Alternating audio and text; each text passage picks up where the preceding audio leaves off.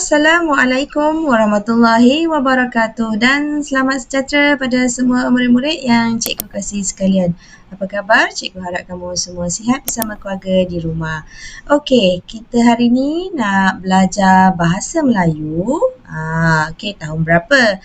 Okey, macam biasalah cikgu ajar BM Bahasa Melayu tahun 6. Okey, dengan tajuk kita hari ini ialah manfaatkan air hujan. Kamu boleh rujuk buku teks muka surat 133. Okey, baiklah kita lihat dulu standard pembelajaran kita pada hari ini iaitu 3.6.1 menulis untuk menyampaikan maklumat dengan menggunakan idea utama dan idea sampingan secara kohesif dan koheren. Seterusnya kita lihat pula objektif pembelajaran kita pada hari ini. Pada akhir PDPC, murid-murid dapat menulis karangan berdasarkan idea utama dan juga idea sampingan. Kriteria kejayaan kita pada hari ini yang mana pada akhir PDPC murid-murid boleh murid-murid boleh apa? Kita tengok menulis sekurang-kurangnya 4 perenggan berdasarkan idea utama dan idea sampingan. Okey, baiklah. Jom kita lihat bagaimanakah cara atau isi penting yang perlu kita ada untuk menghasilkan karangan. Okey, sebelum tu kita lihat dulu gambar yang disediakan dalam buku teks halaman 133. Kita lihat perenggan pertama dahulu dengan gambar yang pertama. Okey, baik. Kalau kamu lihat di sini, gambar yang pertama dia menunjukkan bahan-bahan untuk membuat takungan air hujan. Okey, yang ini mengisahkan tentang Datuk Izuni dan Izuni membuat takungan air. Okey, kita lihat apakah bahan yang digunakan iaitu tangki air, kepala paip, gam, pita ukur dan juga rantai. Okey, ini antara bahan yang digunakan . Okey, seterusnya alatan ini diletakkan di kawasan halaman rumah yang mana Izuni dan Datuk dia meletakkan semua bahan-bahan ni kan dalam gambar tu lah kan. Dia letak di halaman rumah. Seterusnya untuk perenggan yang kedua, isinya berdasarkan gambar yang kedua iaitu gambar tangki, gambar paip, ada jaring ke atas tu. Okey, kita lihat apakah isi untuk perenggan yang kedua. Okey, memasang 2 kepala paip pada tangki air. Kalau nampak kita nampak kat situ ada 2 kepala paip yang dipasang pada tangki itulah. Okey, yang kedua, tangki diletakkan di bawah pancur bumbung rumah. Iaitu di mana tempat pancur bumbung rumah itu? Okey, kita lihat gambar seterusnya. Okey, baiklah, ini gambar yang ketiga, perenggan yang ketiga. Apa isi yang nak disampaikan dalam gambar ini ya? Jom kita lihat. Okey, pancur bumbung rumah diikat rantai plastik yang panjang hingga ke tangki air. Yang mana kalau kamu lihat dekat situ ada ini ya. Ini pancur lah, ini pancur bumbung rumah. Kalau dalam bahasa Inggeris kita panggil dia gutter. Okey, gutter tu yang inilah yang menakung air hujan dan dia akan masuk dalam satu pipe air yang turun ke dalam longkang. Okey, itu nama dia pancur bumbung rumah. Okey, diikat dengan rantai plastik yang panjang hingga ke dalam tangki supaya air hujan yang ada dalam pancur ini akan masuk ke dalam tangki yang disediakan melalui rantai tersebut ya. Kedua, Datuk menggunakan tangga untuk memasang rantai plastik. Ni nampak kan? Kita nampak ni Datuk ni gunakan tangga. Okey, baiklah. Yang ketiga, Izuni memerhati Datuk membuat kerja. Okey, Izuni dia tengok je lah. Dia takkan nak buat kan? Ini kerja-kerja orang lelaki, bukan orang perempuan. Tapi jangan sangka orang perempuan pun boleh buat Okey.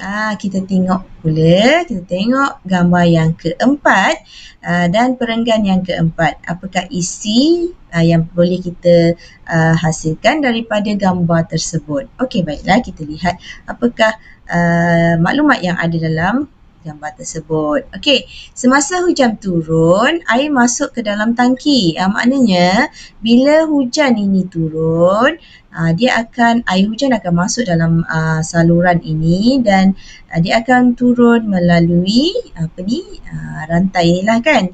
Okey, air itu akan penuh dan Datuk memasukkan ikan puyuh ke dalam tangki. Apa fungsi kita masukkan ikan puyuh tu? Kenapa Datuk tu masukkan ikan puyuh? Kan? Apa pula kan ikan puyuh, kenapa tak masuk ikan lain? Ikan kembung ke? Kan? Ikan sardin ke masuk dalam tu kan? Kenapa ikan puyuh? Okey. Kerana ikan puyuh ni, kalau orang dulu-dulu dia memang suka ikan puyuh sebab ikan puyuh ni dia tahan lasak satu, okey. Dan juga ikan puyuh ni berfungsi untuk memakan jentik-jentik yang ada dalam kolah tersebut, tangki tersebut lah. Okey, sebab dalam tangki yang bertakuh, air selalunya nyamuk suka. Okey, nyamuk suka dan nyamuk akan bertelur dalam tangki tersebut. Okey, sebab itulah Datuk Izuni letakkan ikan puyuh. Okey, baiklah kita tengok pula untuk perenggan yang kelima yang mana gambar yang kelima lah ya. Kita tengok kat sini apakah Izuni ini lakukan.